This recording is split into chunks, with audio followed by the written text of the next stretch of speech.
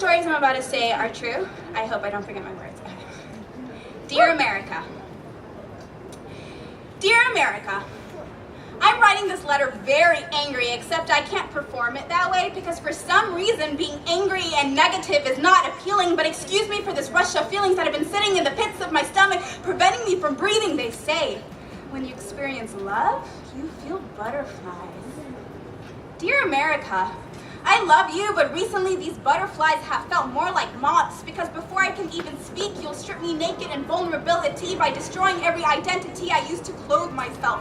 What is an American? Dear America, I don't know why I had to send the FBI to investigate my sister studying on a college campus late one night.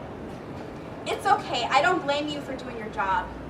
I blame the police report that said girl in scarf, performing suspicious activity, walking next girl in Western clothing, and I'm going to ignore the fact that the girl in the scarf is also wearing these Western clothing, and let me put the word bomb in there, and terrorist attack has a nice ring, so I can raise the attention to the Federal Bureau of Investigation, because walking home from the library at 2 a.m. in the morning during final season is so just not normal. Oh, and I wish I was taught not to stereotype, because maybe I wouldn't be wasting precious governmental resources on lies I've been watching on Fox News.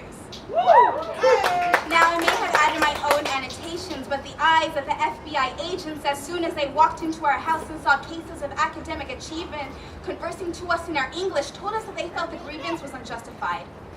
Just how the stereotyping of millions of Muslim Americans is unjustified. Dear America, why do I have to be asked if my happy place contains terrorists as part of an interview? When has that ever been an acceptable question? Nonetheless, in the health profession, does my hijab have any indication that I may put your medical school in possession of extreme Islamic repression? Because the last time I checked in this nation, a school was more vulnerable to a gun. And right now, your trigger finger is pointed right at me in allegations. I will not succumb to the tyranny of inflammatory accusations.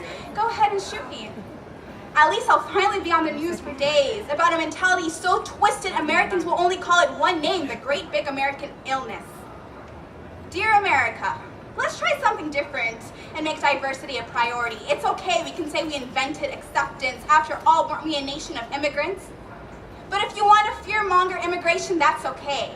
But the next time you want to fearmonger it, realize my parents didn't displace a whole entire population to make room for a white egocentric nation that took hundreds of years to get it right, only to realize, wait, our problems, they're in the roots, they're way deeper. You cannot superficially cut them down to write equality on governmental pieces of paper. Dear America, people of color are told to seek opportunities to rise from suffocation, but our actions are rarely affirmed because we have to work twice as hard to get what we deserve. We are more than the labels you have constructed.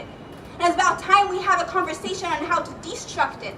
Starting with a conversation, building this foundation, teaching all Americans to be blind to stereotypes and stop racial discrimination so they can speak up against the media and politicians when it comes to these outrageous illustrations of an image painted with only one pigmentation. Dear America,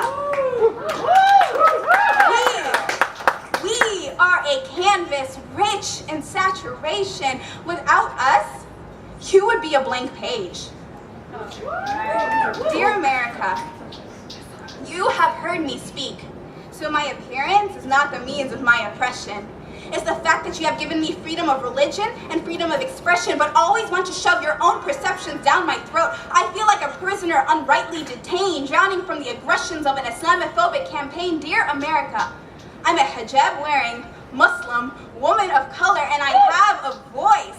These are the identities I wear more loud and proud than any small flag pinned on a politician's blouse. I am a walking symbolism. Just how the millions of Americans balancing identities in this nation is a symbolism, and maybe we could solve this epidemic of oversized proportions if America just learned to appreciate all of our parts and know what a salad is. Sincerely, yours truly, an American.